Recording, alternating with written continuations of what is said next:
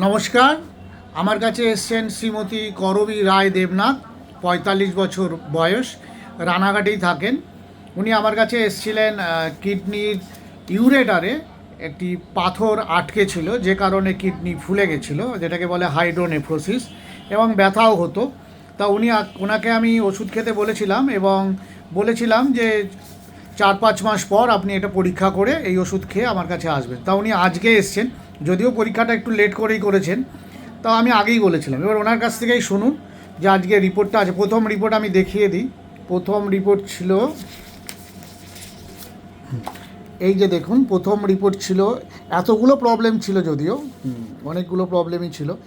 Liver বড়, লিভারে fatty আছে, কিডনি ফোলা, তারপরে দেখুন হাইড্রোনেফ্রোসিস মানে কিডনি ফোলা, আর রাইট ইউরেটারে ক্যালকুলাসের মাপ ছিল 6.36, এই যে, হ্যাঁ 36, হ্যাঁ। আর আজকে উনি রিপোর্ট নিয়ে এসছেন, তা সেইটারও আমি দেখাচ্ছি। আজকে শুধু রিপোর্টে ওগুলো তো কিছুই নেই, শুধু হেপাটোমেগালি মানে লিভার বড়, আর ফ্যাটি লিভার মানে লিভারে চর্বি আছে। আজকের ডেট হচ্ছে এইটা।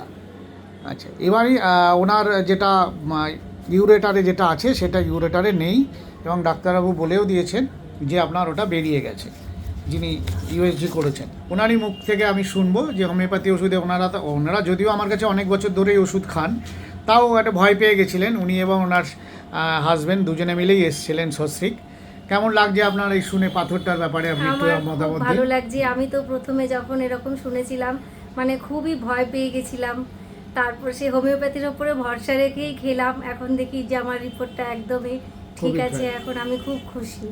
ধন্যবাদ। প্রথম আমরা ভেবেছিলাম হয়তো অপারেশন করতে হতে পারে, কিন্তু ডাক্তারবাবু আমাদের আশ্বাস দিয়েছিলেন। আমরা ওনার উপর ভরসা রেখে ওষুধ আমরা চালিয়ে গেছি। বর্তমান রিপোর্ট করেছি, রিপোর্টে দেখা গেছে পাথরটা এখন নেই, যার জন্য আমরা ভীষণ খুশি। হ্যাঁ, হোমিওপ্যাথি ওষুধ ওনারা নিয়মিত খেয়েছেন, যার জন্যই আশানুরূপ ফলাফলও পেয়েছেন। তাই আমি ওনাদের মাধ্যমে সকল যারা এরকম কিডনি স্টোন বা ইউরেটারে স্টোন আটকে রয়েছে সকলকেই জানাই, যদি আপনারা সঠিক ডাক্তারের নির্বাচন করে এবং যদি সঠিক ওষুধ খান, পাথর কিন্তু কিডনি পাথর অবশ্যই গলে, সেটা বেশি সময় লাগে না। ধন্যবাদ আপনাদের এই মূল্যবান রিভিউ দেওয়ার জন্য। এতে অনেক হোমিওপ্যাথি যারা লাভার তারা উপকার পাবেন, এবং যারা এইরকম সমস্যায় আছেন তারাও একটু আশ্বস্ত হবেন আপনাদের মাধ্যমে। নমস্কার।